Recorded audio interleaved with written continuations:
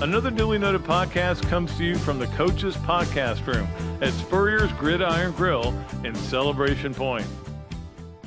Okay, welcome into another Dooley Noted podcast presented by the great folks at Titan MRI. How great are they? I'm trying to get tickets from Joe Calorio to go to the regional baseball. That's how great they are. And of course, we come to you from the Meldon Law Gator Studios, and we love Meldon Law very much.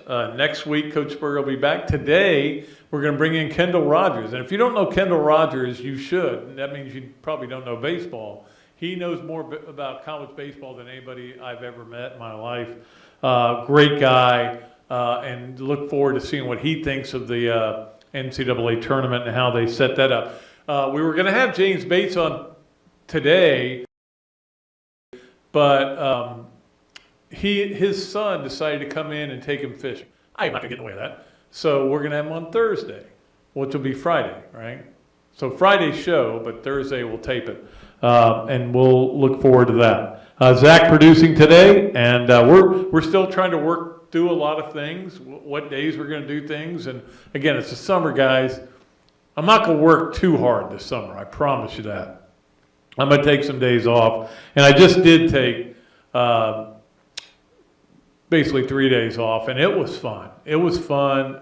St. Augustine Beach. We have a great friend, and Ann and Shannon Korlewski, both of them, sisters that are friends of ours, and they let us stay at their house. And their house has 3 floors, and the top floor is an observation deck where you see right on the ocean. It didn't suck. Let's just put it that way. I had a great time all weekend, and it was just good to get away. But I'm going to be getting away more. There's some things coming up too. We have to, believe it or not, we have to have our entire floor polyurethane because there were scratches put in it when something was moved, piano or something. I mean, again, my wife handles all this, but we're going to have to get out of the house for 3 days. So if you have a house that you don't need for 3 days, no, we're going to find places to go. We do have friends, and we also spent time in St. Augustine, not only in St. Augustine, but Volcano Beach, with my sister and my brother and all our family members there. We had a blast. It was so much fun. My sister Joni, who was really the biggest financial factor of the Bob Dooley Invitational, because all the things she got raised a credible amount of money. I think the biggest thing she got raised $1,200. It was like 2 nights at the Hawks Cay Marina and 1 half day fishing. Yeah, $1,200, pretty good deal. Anyway, it was just so good to spend time with family, spend time with my wife, spend time with good friends. It was just what I needed. It was just what I needed, which is what the Cars, I think, yeah, Cars would sing that song. All right, let us get to the starting lineup. There is no sponsor on it today because I am going to really work on this and get it, and I'm going to offer the starting lineup on for whoever wants to sponsor it. I'll give you June and July free. How about that? That's how good a deal is that? You get June and July prime sponsorship. I feel like I'm selling a casino deal, like Pacino in the third, Oceans 11, 12, 13. Ocean's 13. It's hard to keep up with math here. But anyway, yeah, so if you want to get on board and be a sponsor here, it's really cheap. It's not that expensive. And we will let you be a sponsor of the starting lineup. Let's start with number 1, which was, again, we've got a lot to cover since I was with you last time. And one would be baseball losing to Vanderbilt. It was, they didn't play great in that game. There's no doubt about it. I mean, nobody's going to say that they had a great game. Caglione went back to what he was early in the year, but hopefully that was an aberration. In the last 2 games, he's been really good. So they lose to Vanderbilt. Imagine trying to explain the format of the SEC tournament to somebody who doesn't know baseball. No, I didn't have to do that. I had to explain to somebody who knows baseball, which was my wife, who knows baseball, and she kept going, well, wait a minute, they've only lost once. I go, It's a dumb system, but the coaches get what they want on this. They fight for certain things. I remember when there was a big battle about just eliminating teams. And I don't know what it's going to be for the when they go to 16 teams next year.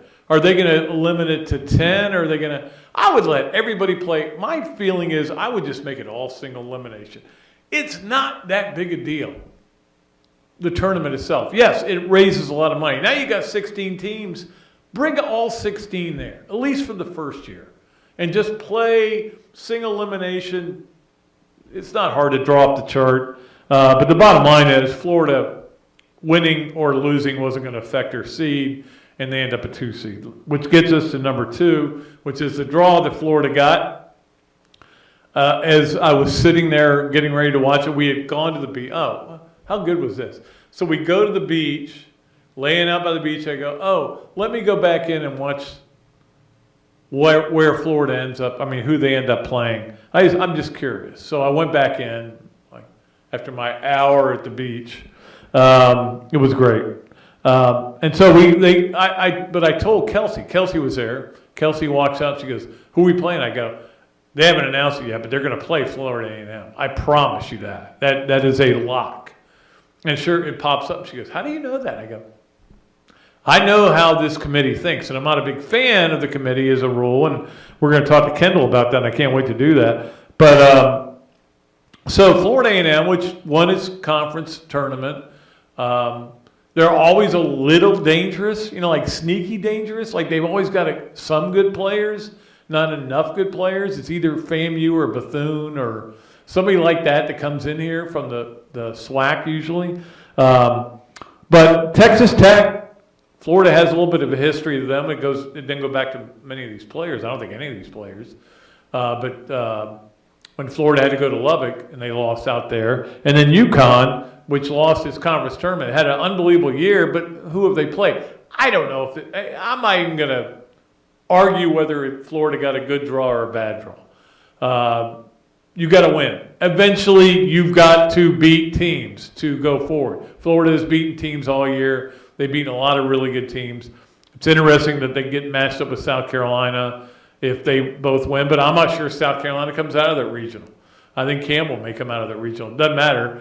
If you win your regional, you host a super regional, and it's not supposed to be easy to get to Omaha.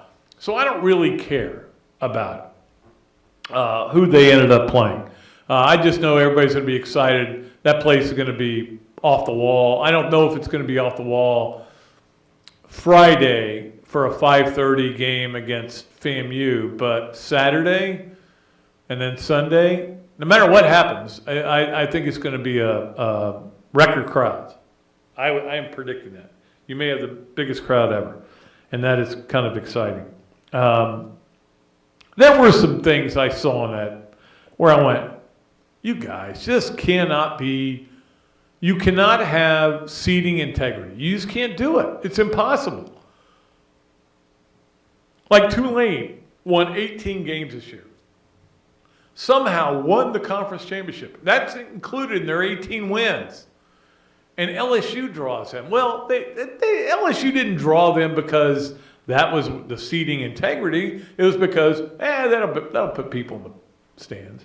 And again, I'm looking forward to talking to Kendall about all this. That's all I have to say about that. All right, number 3 on the starting lineup. Florida just now, this is on Thursday or Tuesday when we're taping this. Florida just now eliminated Virginia in the match play. So excited. I love that team. I love J.C. Deacon. The Gators now advanced to the semifinals. So they're in the semifinals of the national championship. And we'll see what happens with that. But more importantly, in a way, is Fred Biondi. Fred Biondi became an NCAA champion. He won. He came back from 5 back to win it. Incredible story he is. Do you know, can you name the other two NCAA champions from Florida? No, one of them is a very, very good friend of mine. One of them I don't really know very well, but I have spoken to him. Bob Murphy, who was an announcer on CBS forever, and then Nick Gillum. Nick Gillum, who's a good friend and was the last NCAA champion. I wonder if he's worried about that. We'll get him on the show to ask him about that. But that certainly are the only three that have ever won the individual. And it's weird, again, you try to explain the baseball and the golf and all these different championships to somebody who doesn't pay attention to it. It's really hard because they don't make a lot of sense. But they're in match play now. Florida beat Virginia today, and they'll play, I think, the winner of Illinois FSU tomorrow. Anyway, by the time you listen to this, that may be over too. But that's not the point. That's huge for Florida to win, to get an NCAA championship. I'm proud of Fred Biondi.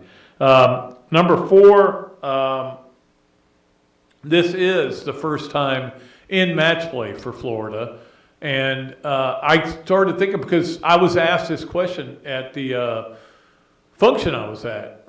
I don't know, function, this family outing with all the members of my family. And my brother-in-law, who's a Georgia Tech guy, was asking me about it. And he goes, who besides Horschel's on the tour? I go, not much. Man, we don't have much out there.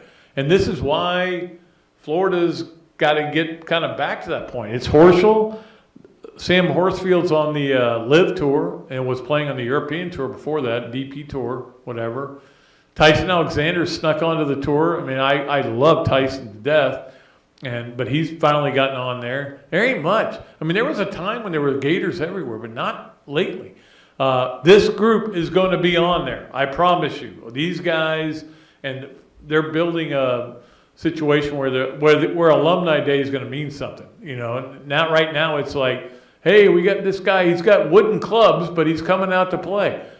That's what J.C. Deacon has done. It really is. He's done a tremendous job. But it is hard to explain why they play stroke play for 4 rounds and then match play. Like, it's hard to explain how they play single elimination, then double elimination, then single elimination. Yet, if you are in double elimination and you win, it doesn't give you an advantage. I'm not a big fan of it, but it doesn't really matter. Nobody cares what I think. Finally, let's get to number 5 on our starting lineup, and that is the Heat Celtics last night. I wanted to stay up so bad. I was thinking about it all day. The trouble is, it was a long day that included beach, included some cocktails, and at about 9 o'clock I went, nah. I'm not going to see the end of it. Why watch any more of it? And went down, and I went down hard like Billy the Kid. I mean, I was done. And woke up this morning about 8 o'clock and felt refreshed. But sometimes you can't watch it. I'm glad I didn't watch it because I was rooting for the Celtics, but it did not go well. Jason Tatum got hurt on the first play of the game and didn't seem to be the same. That again, sounds like an excuse giver. But those things do happen. So the Heat lose. So we got Heat Nuggets. And, you know, again, the city of Miami in both championships. That's pretty good. All right, let's get to the Campus USA play of the game. We appreciate Campus USA for playing our play of the week every week. Then we love having it. We love them being a major sponsor for it. And there are a lot of options here. I had several things to choose from, but this is what I chose. And here it was. Here's the pitch. Breaks back into the zone. And so when he hits this ball, if you're just listening, it's Ryapel's grand slam. When he hits it, I'm like, he hit that pretty hard. I hope that gets off the... Oh, that's not only is that going out, it goes over the second fence. Now, to me, you hit a grand slam and beat Vanderbilt. The next 2 days later, you shouldn't have to come back and beat them again. But it's neither here nor there. But congratulations to BT Riopel. What a weekend he had. He made the all-tournament team, not shockingly. I think Langford did too. Those all-tournament teams, what do you get for that? Like a piece of paper? Or like a Smoothie King gift certificate, I think is what you get for being on the all-tournament team. They don't really mean a whole lot. But Riopel certainly was the play of the weekend. We had a blast watching that Thursday night. I say play of the weekend, but everything's confused because of holidays. They always get confused. All right, we'll take a break. When we come back, we will talk to the great Kendall Rogers. If you don't know Kendall Rogers was so great on, it was collegiate baseball was the first thing I think he was working on. But when they started D1 baseball, that's where everybody goes for all their information on college baseball. And that's where I go for all of my information. He knows the game really well. We'll have him on here in just a few minutes. And until then, make sure you pay attention to our advertisers. You're listening or watching another duly noted podcast presented by Titan MRI from the Meldon Law Gator Studio. Things have certainly got a little out of hand lately when it comes to just buying our everyday necessities. Just look at gas, streaming services, and heck, even chicken wings. Well, there is one necessity that shouldn't cost a ton: taking care of yourself and helping fix all the aches and pains in life, and the fine folks at Titan MRI agree. With costs a fraction of what you'd pay at a hospital, you'll not only save money, you'll be taken care of by staff with over 20 years experience. So when you need an MRI, call Titan first, and you can go where your doctors send their families. Now offering CAT scans. Another duly noted podcast comes to you from the Coach's Podcast Room at Spurrier's Gridiron Grill and Celebration Point. You can watch and listen to us on Facebook and YouTube for every podcast that we do on Mondays and Fridays at 2 o'clock. Listen to the podcast whenever on Apple Podcasts, Spotify, Google Podcasts, Overcast, any of the other 39 platforms where you can find this podcast or your favorite podcast. Remember to like, follow, and subscribe. If you have any questions or comments, leave them in the comments section below or call me if you want to do some advertising at 352-317-3444.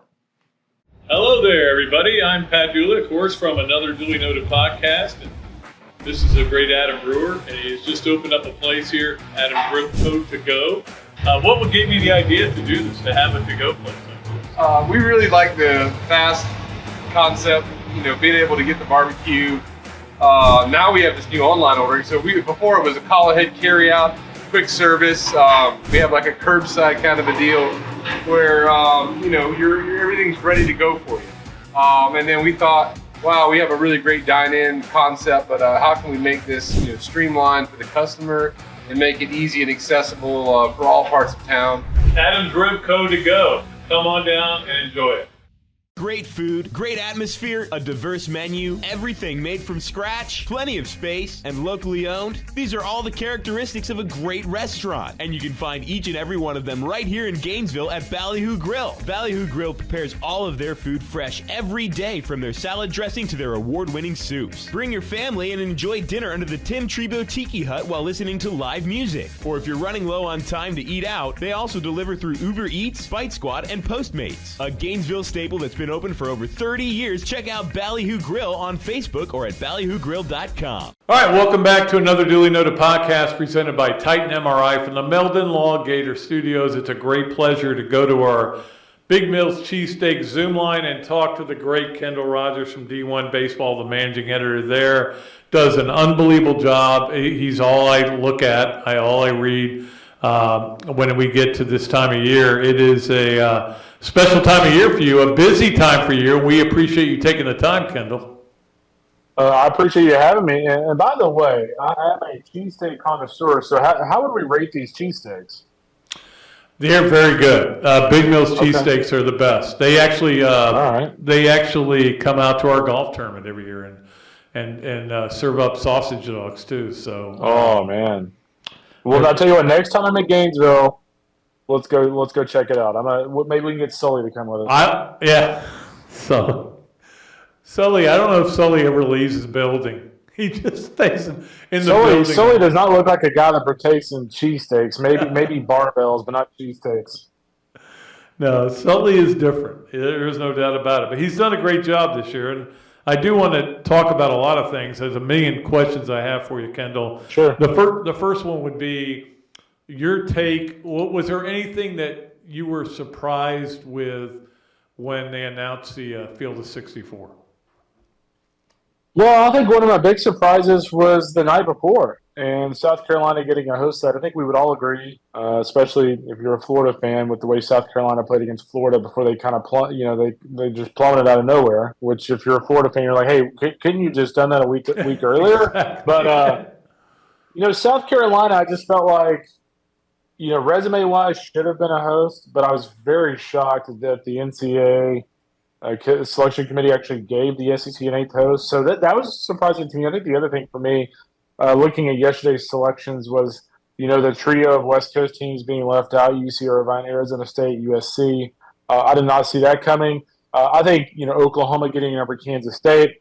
I get it. Again, we're all about the RPI with the committee. They pretty much just come out and say that.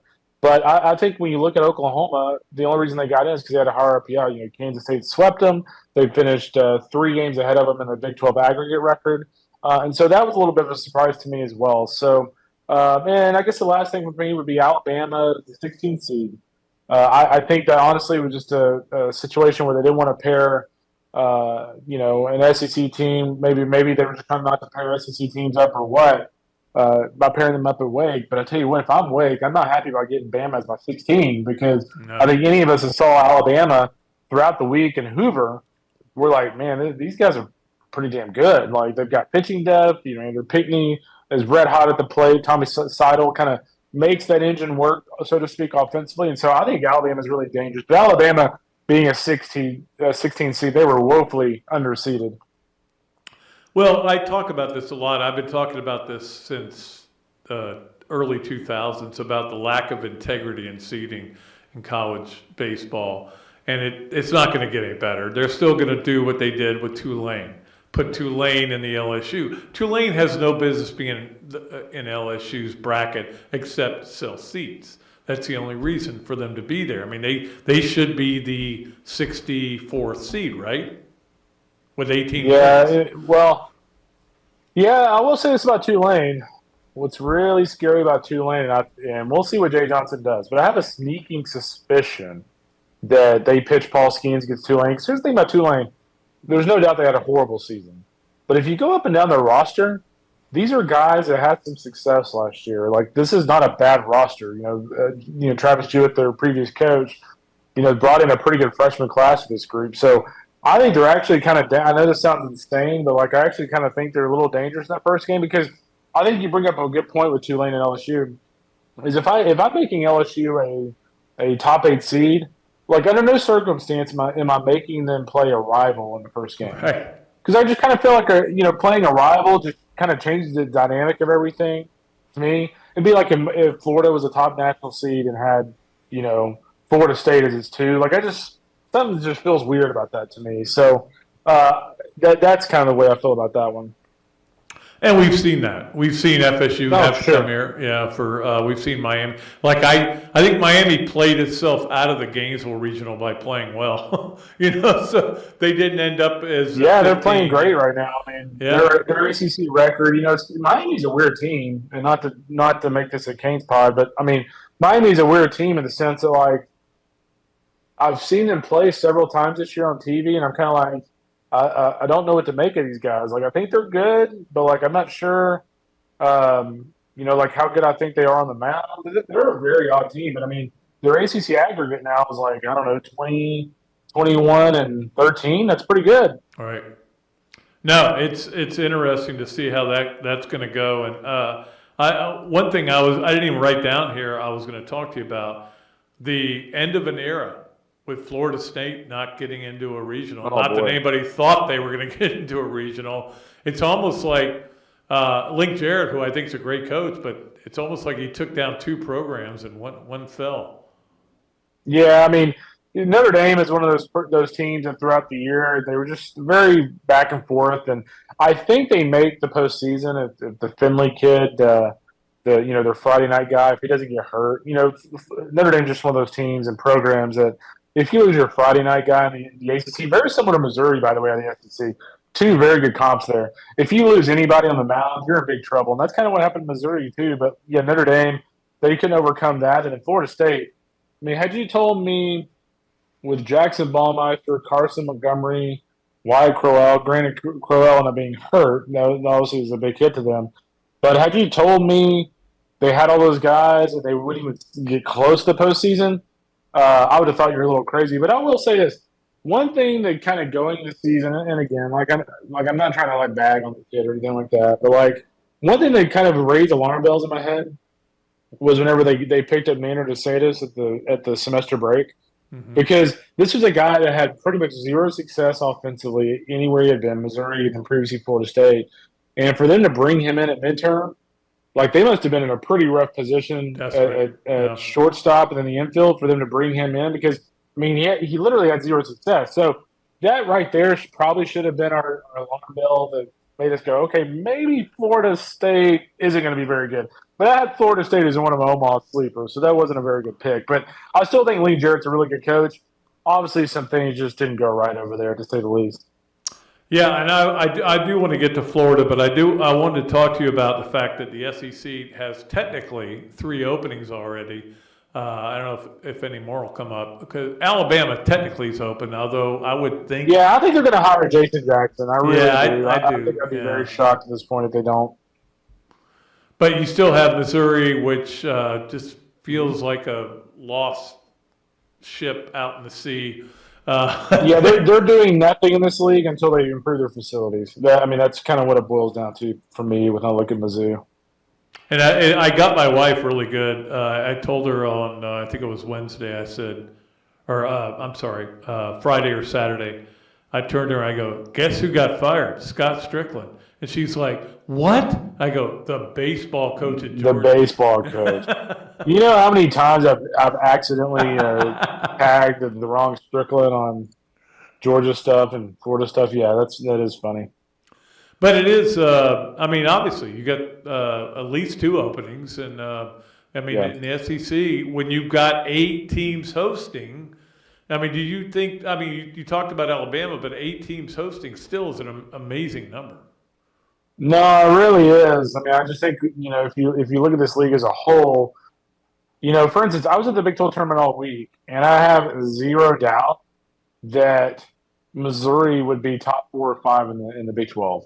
Like, I thought Missouri was on par with Oklahoma and Kansas State. And what happened? They finished, 11th, 12th in this league? Was it 12th? Okay, it's been a long week. But at any rate, that just gives you an idea how good this league is. Mississippi State, one of the worst teams in the SEC, took a series from a team that finished in the top 5 of the Pac-12 in Arizona State. So that just kind of gives you an idea how strong that league is as a whole. It's pretty incredible. Well, and again, it says something that the 2 teams that won the last 2 national championships didn't even make the conference tournament. Yeah. But let me ask you this about RPI, because I know that Aaron wrote something about this and RPI. And look, RPI is supposed to be a guide. And it is, I know that in college basketball they kind of went to that quad system, but it's still just a guide. You can do whatever you want to do in the committee. But what do you think should change about RPI?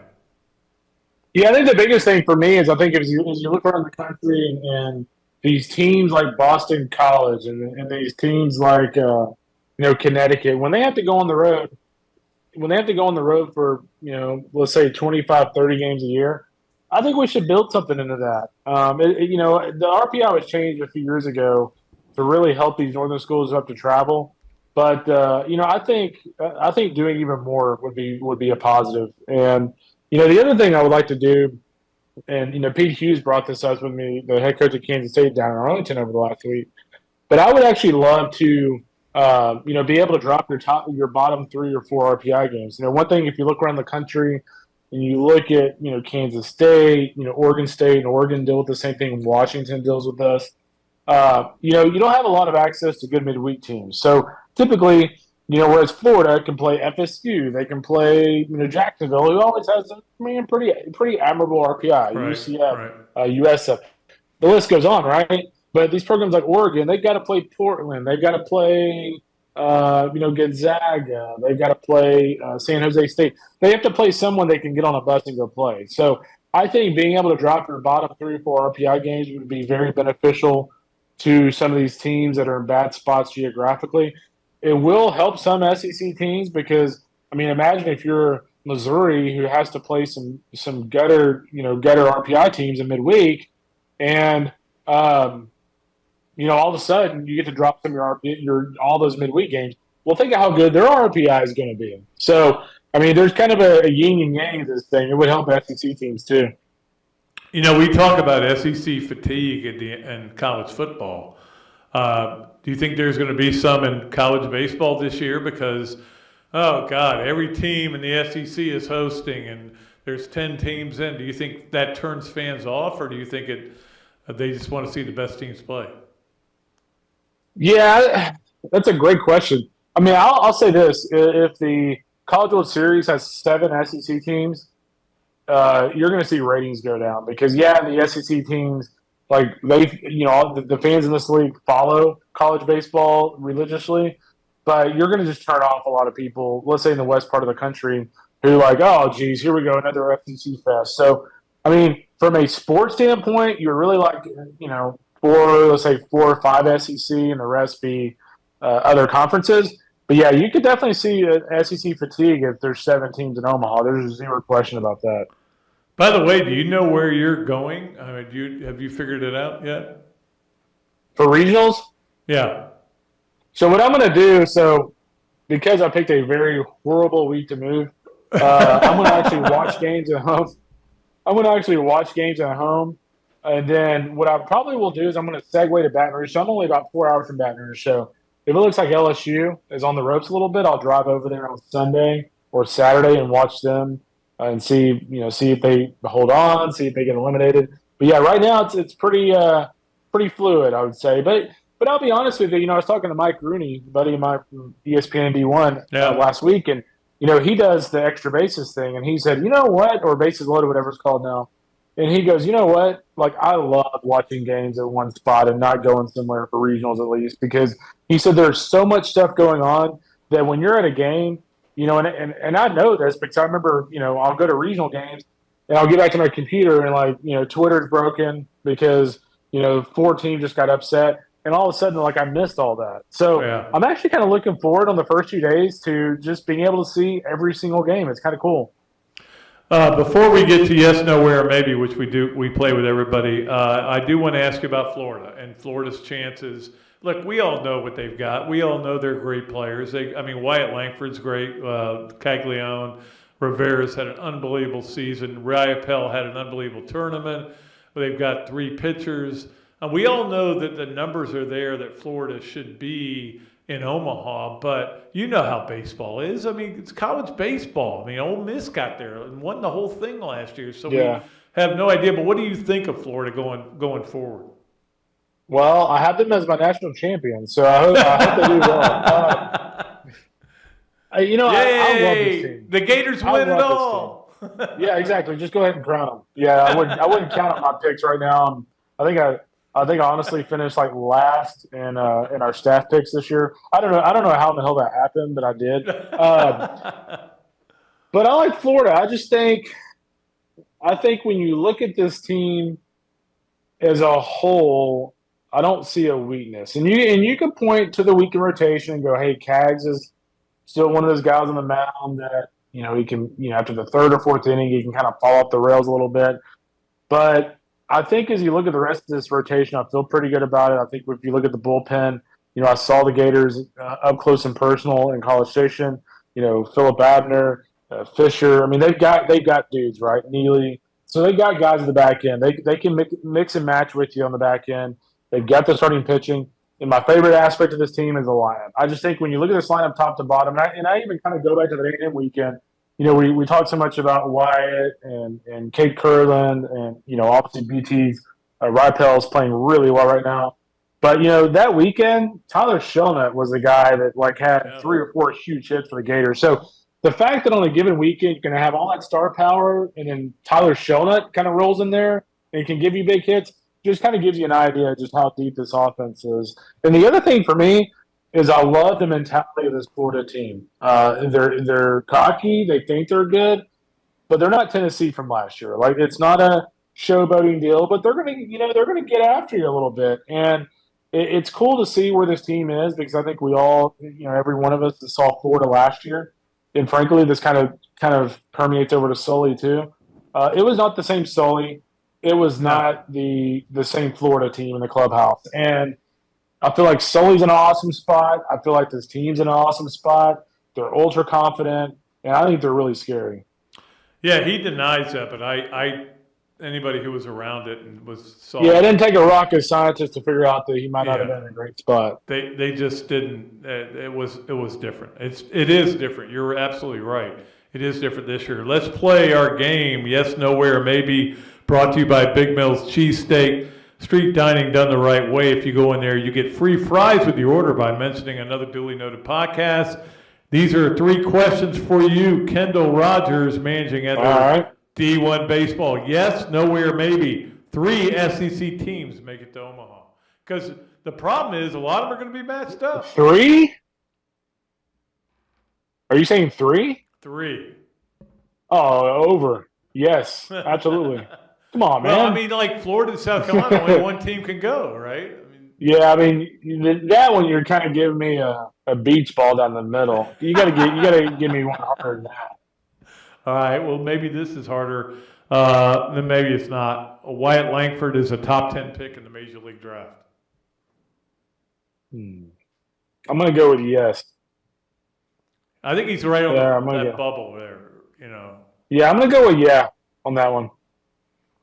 Okay, and finally, especially if he has a good first couple of weeks of the postseason, I think it's a slam dunk. But I'll go. Yeah, I mean, I think he's going to be I think he's going to be a great Major League Baseball player. I think he could be. I think Wyatt Langford could be a top 5 or 6 player. Yeah, we'll see if that happens. Yeah, I mean, you look at his tool set. I mean, there's very few guys available in the draft that have his tool set, and I think you're going to see that in the draft. Good kid, too. I mean, he just does things the right way. Finally, number 3 on yes, nowhere, maybe the NCAA expands to 68 like basketball did. I say no, at least for now. I mean, there's been a big push to expand even 72. Todd Whitting at the University of Houston had a proposal out a couple of years ago to expand the field to 72. That did not happen. But people have talked about it. I think as we talk about the RPI, I think you're going to see more and more people advocate for more teams being in the field. The question would be, under the current setup, is how do you set it all up, right? I mean, here's what I think. I think we need to go to the 32 host format because here's the deal: every single season, especially this year, we had 5 teams not hosting that were like, oh man, I would have loved to see them host. And we talk about growing the game of college baseball. And if you go 32 hosts, 3-game series leading all the way up to Omaha, that allows you, Storrs, Connecticut would have had a regional this year. Yeah. Hattiesburg would have had all a over regional. the country, yeah. You would have hosts. Oregon State's probably hosting. So I just think as we look at college baseball and look at ways we can grow this thing and not make it – because I will tell you this brand will end up getting hurt if it ends up just all being about the SEC. I know guys like us don't care. We're I love SEC baseball. But I'm just telling you, long term, it won't be great for the sport because what'll happen is if it becomes harder and harder and harder for these teams to even get any kind of notoriety, then these AEs are going to, the SEC wants more assistant coaches, they want more scholarships. Screw that, we're voting against it. And that's going to be the end result. It's going to end up hurting the sport. So I think any way we can spread our wings on this thing a little bit, I think the better off we are as a collective unit. Kendall, it's always great talking to you, man. Maybe you'll make it down to Gainesville for the Super Regionals. If Florida's in it, I'm not trying to jinx them. That would be okay. If it's Florida, South Carolina, that would be interesting, right? Yeah, absolutely. And next time I'm in Gainesville, I'll get a cheesesteak from that place. That sounds awesome. But yeah, maybe I'll see you up in Omaha. I think I like your chances, but we'll see. Fingers crossed. I don't want Sully to come punch me for jinxing them. So no, I don't know if I can handle a Sully punch. I don't think you could. I don't think I could. I know that. I mean, I think he's maybe exceeding the Anthony Richardson bench press. You know, he's doing even more of those. That's a new D1 baseball story idea. Is doing a bench press with Sully. I'll tell you what, I can bench about 270. So we'll see if Sully. I have a feeling Sully can double me up. Oh, we've got to get that done where you guys go head to head like in the off season. 100%. I'll video it live. I don't know if that may be a terrible decision, but I'll do it. I'll do it for America. It looks great.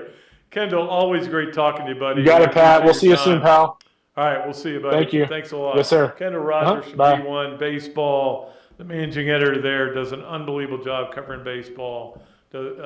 Just as good as it gets, and you could hear that here today, or maybe tonight. Maybe you're listening to it. Anyway, we've got a lot of stuff still to get to. We'll take a break, and we'll come back with more on another Dooley Noted podcast presented by Titan MRI from the Meldon Law Gator Studios.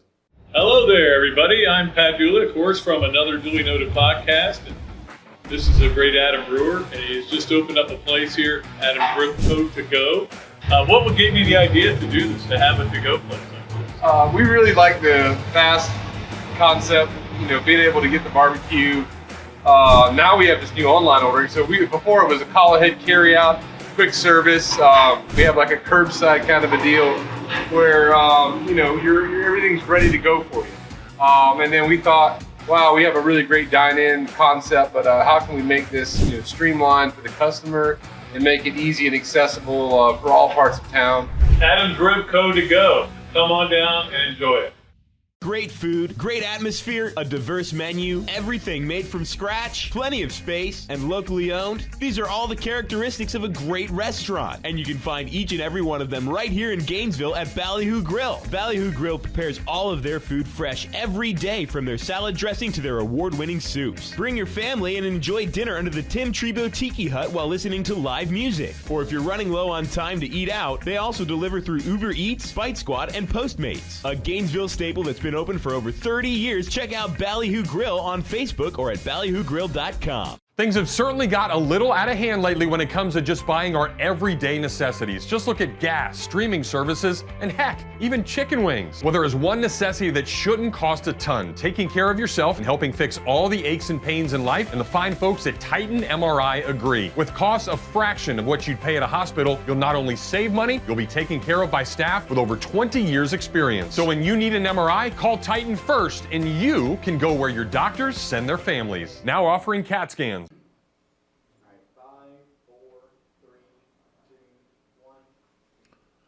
Hey, and welcome back to another Dooley Noted podcast presented by Titan MRI from the Meldon Law Gator Studios. Appreciate all of our great sponsors. I just got a email from somebody, not somebody, but I know who it is. It's a human being. August 23rd is a release date for the movie Swamp Kings, which is about the Urban Meyer, Tim Tebow years at Florida, which they keep reaching out to me to let me know when it's going to do, because I was interviewed for 4 hours on it. And it's going to be on Netflix, which is really cool. So I've been on HBO. All I did was ask one question on HBO. And now I'll be on Netflix. I think I've pretty much done everything I can do. I can give up. But that, just so you know, August 23rd, that'll be it was supposed to be released around the Super Bowl. I don't know if they got... I keep going back in my mind to think about what I said. But I said some things, none that I haven't said here on this show, on the podcast, or on the radio show. I've said all the same things, but you never know how people are going to react to them. Let us get to our Ben Eige, Odell Realty games of the week as we go forward. We do want to start with our House of the Week. We talked about it last week, but we want to bring it up again. The House of the Week is a newer Craftsman-style bungalow in Black Mountain, North Carolina, walking distance from Black Mountain's vibrant downtown area, only minutes from Asheville, one of my favorite places in the world, Asheville. 3-bedroom home listed at $489,000 with the opportunity to also buy the furnishings to make it a truly turnkey. Ben recommends adding a hot tub while listening to the creek running alongside the house. That sounds pretty good. I thought I had it good this weekend. To find out more, reach out to Ben Eige at Odell Realty by visiting beneige.com. That's BENEIGE.com/Gators. And then you can go either stay there or buy it and rent it out. Rent it out to me. Give me a discount. That'll be good. All right. Our games of the week. And again, the games of the week are going to decrease in the number of them, but we're going to try to do something to make it a little bit more fun. One of them is going to be to give you a game of the week every week ahead of time, which is going to be the football season. We all know you guys love football. That's why you listen to this show. That's why you watch this show.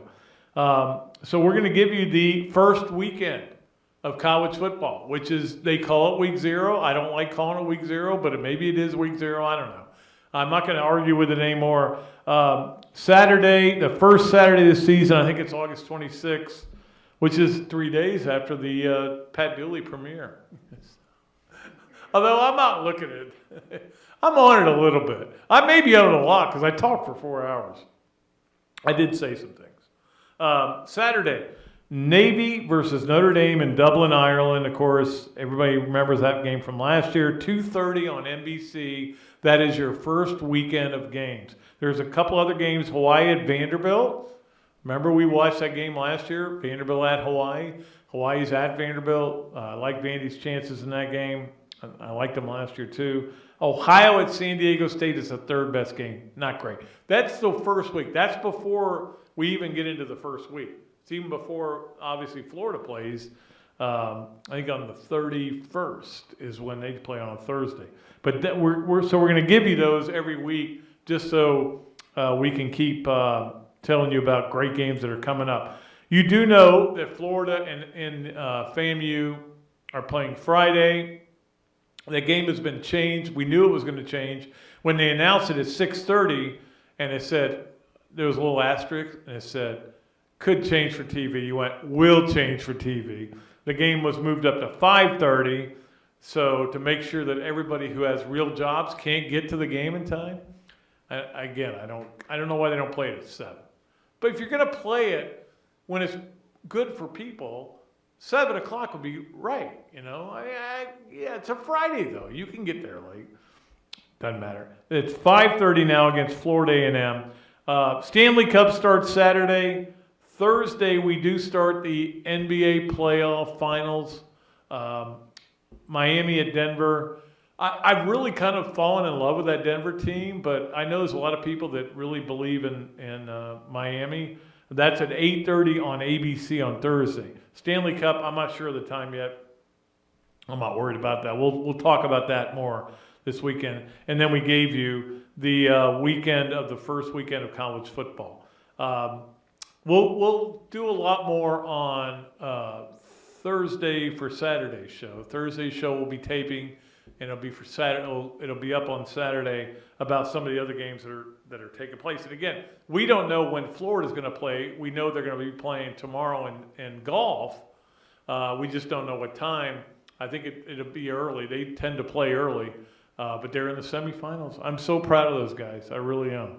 That's so good. In fact, let us get to our Hesser and Kipke 3 things and talk about that, because Hesser and Kipke, I saw Ken sent me a text. I think it was at Dave Matthews on Friday night, and then Saturday night, and then went to the baseball, Miami and the Braves on Sunday. I think so. Braves killed them. I didn't want to bring that up, but I have to. Anyway, Hesser and Kipke 3 things. Hesser and Kipke, of course, is a Gainesville law firm specializing in the area of workers' compensation and family law. Ken and Jennifer take great pride in their one-to-one focus on each and every client they represent. Ken is board certified in workers' compensation law by the Florida Bar, While Jennifer possesses extensive jury trial experience with a nearly 20-year background as a prosecutor. Don't believe me? Check out their more than 55 five-star reviews. That number's probably grown by now. I mean, since we started running this commercial, it's probably 100 five-star Google reviews. Better yet, give them a call. 352-339-9920. Our good friends at Hesser and Kipke. We love them. And Ken and Jennifer. 3 things. Let's go with number 1. It's baseball. Let me tell you what. Florida's the number 2 seed in baseball. They don't know what's going to happen. Wake Forest is number 1. You don't know what's going to happen. UCLA was number 2 in women's softball. Yeah, they got knocked out in 2 games. You don't know what's going to happen. Just like we found out last night. The Braves coming off a nice series win. Best team in the NL East, yeah. And then who do they play? The worst team in America. The Oakland Athletics. They've basically given up on the season. They've given up on everything. What happens? Braves lose. Braves lose 7-2. That is just, I mean, they had lost 11 straight games, Oakland had. And the Braves found a way to lose. And that was Soroka's first time out.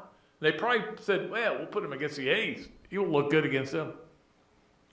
That is the game of baseball. It's a game of failure, first of all, which Sully talks to his guys all the time. If you hit 300, you failed 7 times. But it is an unpredictable game. That's why it actually makes the College World Series and all the lead up to it, the 64 and everything, more fun. More fun. I mean, basketball's great because, again, it's one and done. Baseball still is great. It's not as good as basketball in those terms, but it's still great because you never know. I mean, like last year, Tennessee looked like the best team in the country, got knocked out in Super Regional, and that's why I have a Notre Dame baseball t-shirt. I was that mad at them. Number 2, the big vote is coming up. It's coming up this week. We don't know what day for sure they're going to be voting on it, but they're in Destin. I think it's actually Madeira Beach is where they are for the SEC meetings. And it's got to be a vote of 8 to go to either 8 or 9 teams. We'll see what happens. Greg Sankey has made it clear. We need to go to 9. Don't be sticks in the mud. Don't feel like all that matters is whether we get to go to the TaxSlayer.com Bowl. No offense. But we need to go to 9. 9's going to be better for everybody, including our TV deal. There's still people fighting it. They got to get 8 votes. I don't know if they're going to get it or not. I'm curious to see what happens. It's going to be fascinating. And we'll be talking about it, I guarantee, at some point. Maybe if not in our next show, maybe the following show. But the big vote is whether they're going to go to 8 or 9 teams. Now, I will say this. They could go to 8 and then, which I would like. I think it's dumb. And it would be 7 plus 1 permanent. So Florida and Georgia would be permanent. So LSU would not be a permanent anymore. And I think there's some Florida fans that would like that because LSU's kind of owned Florida, to be honest with you. Didn't in the 90s. I remember that. Didn't in the 2000s either. Anyway. We'll see what happens there. But if they do go to 8, they stay at 8, and everybody's, there's a lot of gnashing of teeth. A year later, they could go, we're going to change, we're going to go to 9 now. So don't think it's permanent either way. If they go to 9, though, that's probably what you're looking at for forever. Don't forget, they were just at 10 a couple of years ago during the COVID year. Nobody had a problem with that. I think it's kind of asinine, to be honest with you. Number 3 on Hesser and Kipke, 3 things. Georgia has announced that they gave their AD a raise, and they also announced their new facility upgrades. They're going to build a new indoor track and 2 new practice fields because they had to take them out for the indoor facility, and they want 2 new grass fields because you know why? Kirby Smart said, I want 2 new grass facilities. You know why? Because he's the 2-time national champion coach of the last 2 years, and he can get anything you want. If he literally said, you know what, I'd like to see our games being played in the water. They would go, okay, we'll play him in the water. Whatever he wants, he's going to get, and he should. What he's done is amazing. They announced their budget, and I'm not sure what Florida's budget is. I know it's not quite as extensive. Although I will say this, some people get all confused with the amount of money teams spend on recruiting. Florida owns its planes. Georgia doesn't. Georgia rents its planes, so their budget is higher, partly because of that. But they do spend more money than Florida. They spend more money than pretty much everybody. But their budget for their entire athletic is $175.2 million. So they're in hot cotton right now. There's no question about it. Let's get to our Adam Dripko to go Gator of the Week. And our Gator of the Week is Fred Biondi. You know why? Because, look, Fred, and this shows you how fickle golf is. Fred today, on Tuesday, I keep forgetting what day it is, Tuesday, in the NCAA quarterfinals, lost his match 6-5. That is getting your butt kicked. The day before, he won the NCAA championship. That's the way they do it. Again, it's hard to explain some of these things to people, but he won the whole thing. He is a national champ. There's only been 3. Murphy, Gillum, Biondi. That's it. That's the list for Florida players. And then he goes out today, and that's golf, man. It is what golf is. It drives me crazy. I hit a shot yesterday. It's pure a 5-iron you can hit. And I was like, man, I think I figured things out. The next shot, I almost whiffed. I mean, I literally nicked the top of the ball. It went about 8 feet. It's a tough sport. It really is. Okay? So Fred Biondi, though, among his many accolades, including being the NCAA national champ, I salute you, Fred. I have so much respect for that. And he is a national champion. And so he is our Adam Dripko to go Gator of the Week. Let's get to our Leonardo's at Millhopper quick picks. Some of you got it right last week. You picked Florida as a number 2 seed. Some of you didn't. You went with 3. So we tried to give you an easy one. We're going to give you a simple one today, and that is Game 1, Miami and Denver. They play on Thursday, of course, 8:30, ABC. Just pick a winner, Miami or Denver. I would lean towards Denver. I wonder, though, how much is it too much off time sometimes when you have that much time without having to play a game? I don't know. I don't know that it's good. I think you need to kind of, but again, I think Denver is going to win the series. I think most people are going to pick Denver, but everybody's picked against Miami all year. I mean, Boston wins 3 in a row to make this, and then goes back to Boston and gets destroyed. I wouldn't pick against Miami, but that is so you make the call. I mean, it's not your money you're investing, it's your pick you're investing. Miami at Denver, Game 1 in the NBA Finals. Finally, let us get to the Pat Dooley Storytime, brought to you as always by Eastlake Pediatrics. We appreciate Mike Jordan and the good folks over at Eastlake Pediatrics, Pat Dooley Storytime, sponsored by them. This one is one of my favorite stories because I was thinking about regionals. And the worst regional for me was one of the best regionals for Florida. I mean, they ended up going to Omaha and winning the national championship. But that day, I'll never forget, which was I was sitting there. We're in a rain delay. It's raining forever. You guys all remember Brady Singer cussing out the guy. The poor guy was just doing he wasn't even a camera guy. He was just telling, go to this shot, go to this shot. He was just standing on the field, and he was yelling at him because they didn't get the game started fast enough, and the games went forever, okay?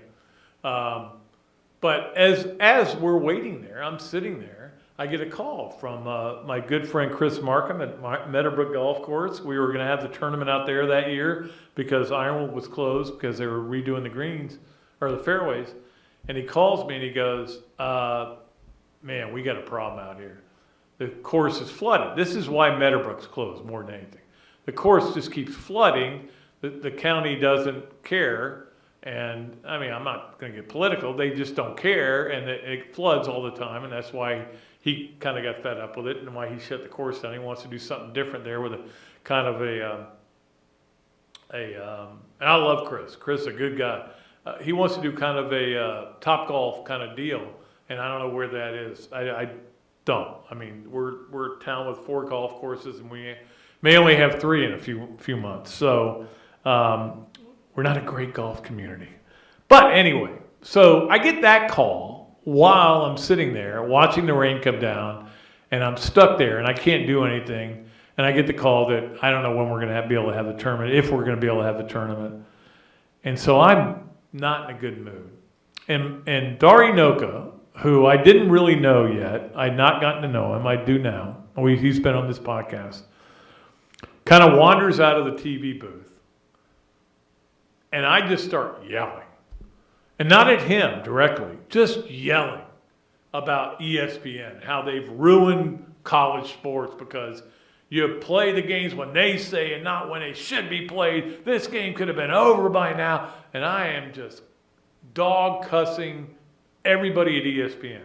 And I'll never forget, Dari is just looking at me like, I don't know who this guy is, but I think he could hurt me.